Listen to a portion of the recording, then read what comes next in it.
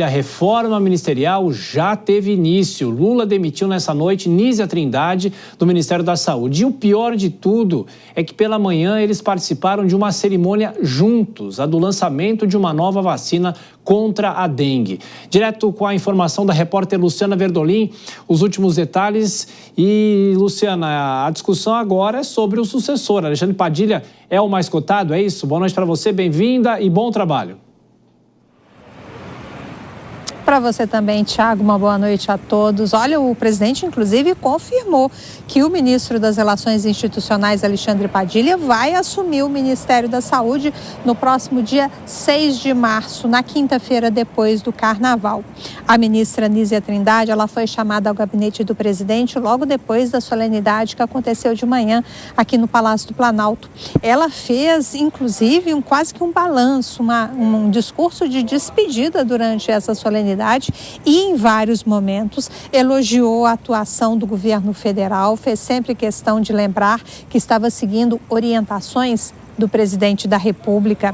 Houve fotos, publicações em redes sociais do presidente com a ministra, lembrando aí da importância da vacina contra a dengue. A promessa é de uma vacina já a partir do ano que vem, com algo em torno de 60 milhões de doses, levando-se em consideração, inclusive, que é necessária a aprovação da Anvisa, da Agência Nacional de Vigilância Sanitária. Mas não tinha jeito, a demissão veio agora no início da noite. O presidente ainda tem dificuldade em definir quem vai assumir as relações institucionais aqui no Palácio do Planalto, que cuida da conversa com o Congresso Nacional.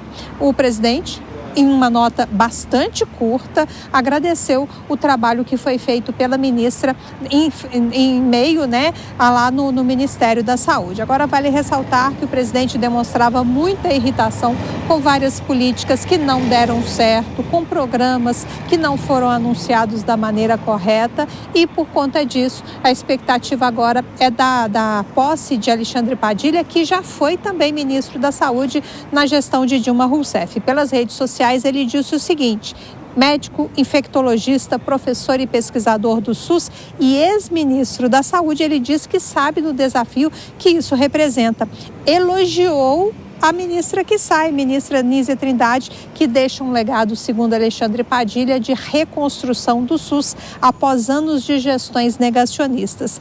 De saída da Secretaria das Relações Institucionais, Alexandre Padilha fez questão, inclusive, de agradecer aos novos presidentes da Câmara e Senado e aos presidentes antigos, e também a todas as instituições de municípios, governadores que trabalharam com ele aqui durante os últimos anos nessa conversa do governo com o Congresso Nacional e as instituições também que representam os estados e municípios. O ministro Alexandre Padilha confirmadíssimo para a saúde, ele que já foi ministro em 2014, último ano do primeiro mandato de Dilma, e 2015, no primeiro ano do segundo mandato. Você acompanhou bem, você acompanhava já aí as informações de Brasília, Luciana. Bom trabalho para você. Você volta ainda aqui no Jornal Jovem Pan. E como a Luciana já destacou, o ministro fez um tweet dizendo que foi convidado pelo presidente Lula para ser o ministro da Saúde, aceitou com muita honra essa nova missão. Aí, para você que nos acompanha, o tweet: como médico infectologista, professor, pesquisador do SUS e ex-ministro da Saúde, sei do desafio que isso representa, sendo o Brasil o único país do mundo com uma população maior do que 100 milhões de habitantes, com um sistema de saúde público, gratuito, universal. E, como a Luciana destacou, fortalecer o SUS continuará sendo a nossa grande causa. E aí, no fim do tweet, ele disse que tem profunda admiração e carinho pela minha amiga Nízia Trindade, com quem tive a honra de trabalhar nesses 2 anos, símbolo de compromisso e seriedade à frente da Fiocruz, era o cargo que ela ocupava antes, na presidência da Fiocruz, e do Ministério da Saúde. Nízia deixa um legado de reconstrução do SUS. Vou chamar já os nossos comentaristas, a Dora Kramer e o Nelson Kobayashi, mas antes a gente vai acompanhar o último evento ainda no cargo de Nízia Trindade, a ministra da Saúde, que agora deixa o cargo. Anunciou a primeira vacina 100% brasileira e de dose única contra a dengue. Acompanhe com a repórter Marília Ribeiro. Com parceria entre o Instituto Butantan e uma empresa farmacêutica da China, a produção dos imunizantes será por meio do Programa de Desenvolvimento e Inovação Local do Ministério da Saúde. que já foi aprovado e está em fase de desenvolvimento tecnológico. A ideia é que, a partir do ano que vem, o Ministério da Saúde possa ofertar 60 milhões de doses anuais, podendo esse número ser ampliado conforme a demanda e a capacidade produtiva. O objetivo do governo é atender a população entre 2026 e 2027, como explicou a ministra da Saúde, Nízia Trindade. A gente espera em 2 anos poder vacinar toda a população elegível. Por enquanto, os idosos ainda não poderão tomar vacina, porque quando as vacinas são testadas, tem sempre cuidado com a população idosa. Antes da vacina ser disponibilizada para a população, é necessário que a Agência Nacional de Vigilância Sanitária autorize o registro. Atualmente, existem 2 vacinas contra a dengue no país, todas importadas. O SUS disponibiliza os imunizantes apenas para crianças entre 10 e 14 anos, que é um público considerado de maior risco em desenvolver os sintomas mais graves da doença. Fora essa faixa etária, pode adquirir a vacina de forma particular. O objetivo do governo é que a vacinação seja o principal meio de enfrentamento da doença aqui no Brasil. O investimento para essa medida ultrapassa R$1 bilhão. Em 2024, foram 6.041 mortes, uma alta de 400%. E uma das preocupações para o Ministério da Saúde neste ano é a dengue do sorotipo 3 do vírus. No evento, foram anunciadas ainda outras 3 parcerias público-privadas. A primeira, planta produtiva de IFA de insulina da América Latina. O desenvolvimento de uma vacina nacional contra a gripe aviária e a vacina contra o vírus sincial respiratório. Dora Kramer, Nelson Kobayashi, nossos comentaristas nessa terça-feira. Ô Dora, nesse evento, a agora ex-ministra fez um discurso, foi ovacionado, o presidente Lula não discursou. Agora, como se faz um evento e depois vem a demissão à tarde, começo da noite, a confirmação já de Alexandre Padilha? Todo mundo já sabia praticamente que isso ia acontecer, não é, Dora? Mas é sempre uma situação difícil, ainda mais a Nízia Trindade participando de um evento de manhã. Bem-vinda, Dora, boa noite. Boa noite, Thiago. Boa noite, Kobayashi. Boa noite a todos. Pois é, esse desfecho só ela não sabia, assim, de maneira taxativa, porque ela é demitida depois de um longo processo de fritura, né?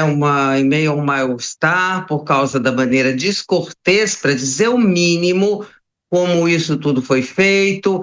A Nízia Trindade é uma profissional muito respeitada, de muito prestígio na área dela e, portanto, foi para isso que ela foi chamada para o governo. Não era para fazer política, ela nunca disse que sabia fazer política e aí sai dessa maneira, como se fosse dela a culpa na queda de aprovação do governo, como se estivesse no Ministério da Saúde todos os problemas. Então foi tudo muito mal encaminhado. Vamos ver se a substituição do Alexandre Padilha nas relações institucionais, que é outra área muitíssimo complicada, vai ser encaminhada de uma maneira mais correta, porque ali está a resolução, a decisão da melhoria ou não das relações do governo com o Congresso.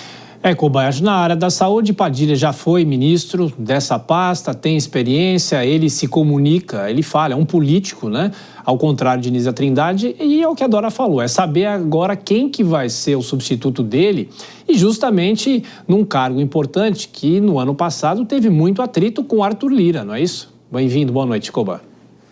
Muito boa noite, Thiago. Boa noite a você, boa noite a Dora Kramer, boa noite a todos que nos acompanham. E a gente vê que essa reforma ministerial tem sido feita em fases, inicialmente em relação à comunicação, agora em relação a uma pasta importante como é a da saúde, inicialmente só tratando do próprio quadro do PT. Nessa Nízia entra o petista, o Padilha, para o lugar dela. E provavelmente para o lugar dele, outro também dos quadros do Partido dos Trabalhadores. Já se fala entre a Gleisi Hoffmann, que também é cotada para a Secretaria-Geral da Presidência da República, e do próprio José Guimarães, que é o líder do governo na Câmara dos Deputados. Ou seja, resolveria esta esta fase de troca de cadeiras em casa mesmo, entre os próprios membros do Partido dos Trabalhadores. E aí aquela continuidade da reforma ministerial para atender o anseio dos partidos de centro ficaria para um novo momento. Em relação à escolha do Padilha para a pasta da saúde, é apostar naquilo que já se conhece, que é numa gestão que já aconteceu durante o governo Dilma, do ministro Padilha, que tem a veia da área da saúde, por ser médico, por ser pesquisador, por ter o seu histórico ali, traz o know-how do seu tempo de ministro. Ele já sabe, inclusive, algumas pessoas com quem pode contar nos ministérios. Boa parte das indicações que estavam sob a gestão da Anísia Trindade já eram de indicação do próprio ministro Padilha. Então, o presidente Lula está fazendo uma aposta naquilo que ele acredita ser o mais seguro nesse momento. O risco vai ficar mesmo por conta da substituição de Padilha, porque nas relações institucionais há um ponto estratégico, o presidente não pode errar. Se ele errar agora nos 2 últimos anos de gestão, nas relações com o Congresso Nacional principalmente, isso vai dificultar ainda mais a vida do presidente Lula, que, claro, tem olhos para 2026, ano eleitoral aqui no Brasil. Para você, Dora, vem alguém de casa, né, do próprio governo, o integrante do PT, ou o presidente Lula poderia apostar em alguém do Centrão, por exemplo? Olha, até poderia. A questão é que tem uma resistência grande do PT, né? O nome, por exemplo, do líder do MDB, o Esnaldo Bulhões, que seria uma possibilidade, o ministro de Portos e Aeroportos, do Republicanos, o Silvinho Costa. Mas tem, o que se fala é mesmo José Guimarães, mas eu não bateria um martelo, porque essa é uma decisão complicada, porque também, na visão dos parlamentares, essa pessoa precisa, no mínimo, ter 3 atributos, assim, indispensáveis: ter ascendência e trânsito livre com o presidente da República, ter um trânsito muito bom à direita e à esquerda no parlamento e capacidade de atrair a confiança de deputados e senadores de que acordos feitos serão acordos cumpridos, porque esse foi apenas mas foi um grande problema que o ministro Padilha teve nesse tempo dele de 2 anos na articulação política. E olha, eu não vou dizer nem que por responsabilidade dele, mas porque ele não tinha a necessária, podia ter trânsito, mas a necessária ascendência sobre o presidente para dizer, olha, por esse caminho não dá, vamos por aqui. Não sei se a pessoa que vai para lá vai ter esse tipo de característica.